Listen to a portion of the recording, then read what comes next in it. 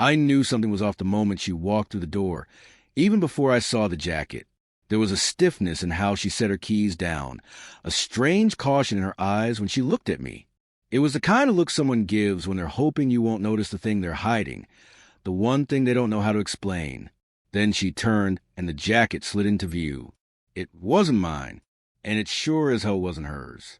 A deep brown color, heavy material, a size too big on her frame. I'd never seen it in our house, not in the closet, not in the laundry, not anywhere. She tugged at the sleeves like she was trying to make them shrink, her expression tightening for a split second before she forced a light smile in my direction. "Hey," she said, her tone warm but thin around the edges. "You're still up." I hadn't meant to stare, but my eyes were locked on the jacket. "Where'd you get that?" Her hand froze on the zipper. A tiny hesitation, almost invisible, but I caught it. "Oh, this? Someone left it at work. I was cold, so I borrowed it. I'll return tomorrow." "Someone?" I asked. "Who?" She shrugged, quick and careless, like she wanted the moment to pass. "I don't know. It was on the back of a chair. Men's jacket." "Maybe," she answered, moving past me toward the hallway. I didn't really look at the tag. She kissed my cheek as she walked by. The gesture was soft, familiar, but it felt rehearsed, like she needed to place it there to balance something out. I watched her disappear into the bedroom, the sound of the closet door sliding open a moment later. Normally, she would toss clothes on the bed first or complain that she was too tired to change. Tonight, she moved with efficiency, almost urgency.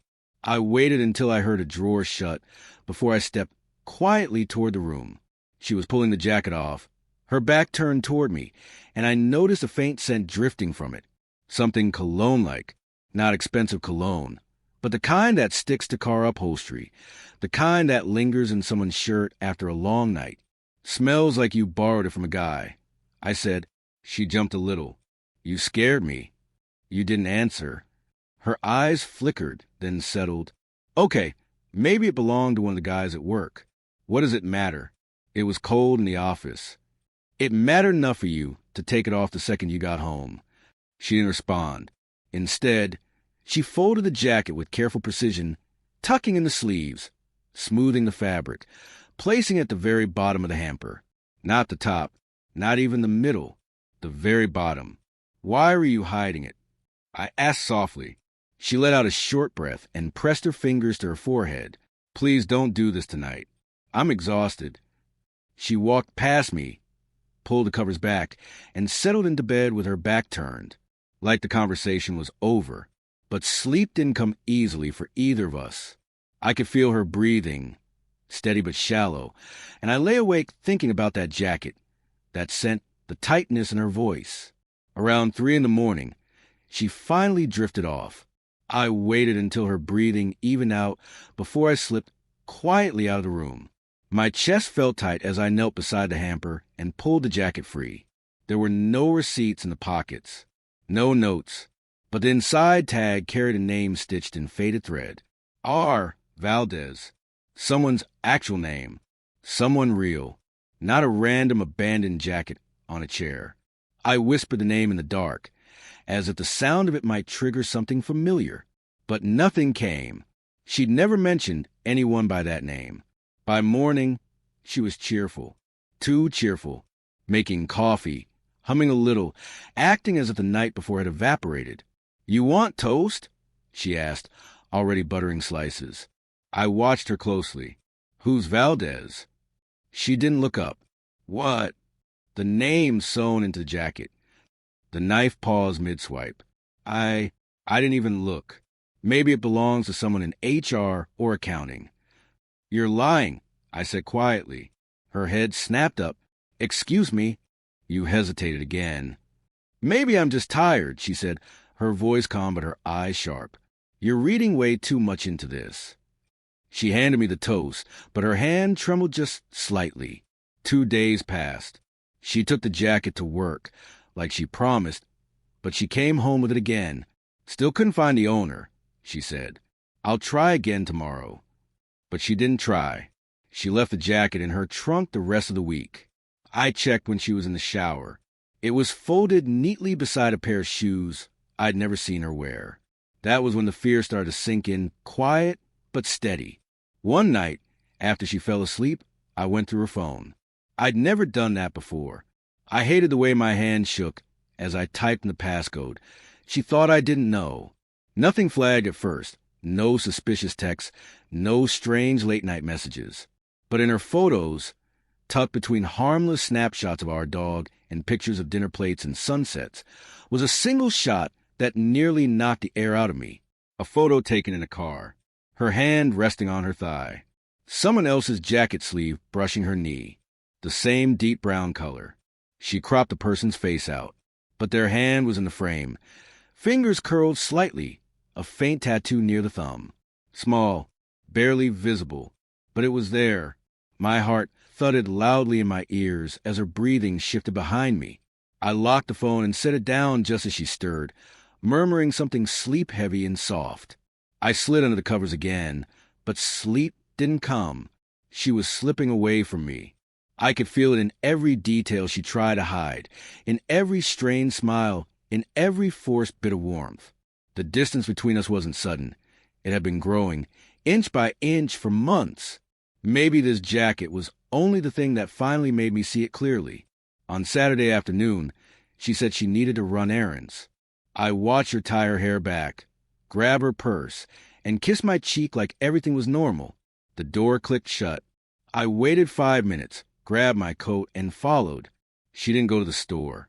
She didn't go to the pharmacy. She drove across town, past neighborhoods we had no reason to visit, toward a strip of older buildings near the river. I parked a little ways back and watched her pull into a lot beside a small cafe. She stepped out of the car with a quick glance around. Then she reached into her trunk and pulled the jacket out, holding it close as if it belonged to her. A man got out of another car a moment later. Tall, dark hair, tattoo near his thumb. She walked straight to him. My throat tightened as she placed the jacket in his hands, her face softening in a way I hadn't seen in months. He smiled at her, and she smiled back. I didn't get out of the car. I didn't call her name or storm over or demand an explanation. I just sat there like I had been carved into the seat, trying to convince myself that what I was seeing wasn't what it looked like. But she touched his arm. Light, familiar. He brushed a strand of hair from her face with the back of his hand, and she let him. The sight hit me so hard I pressed my palm to my chest, trying to steady my breathing.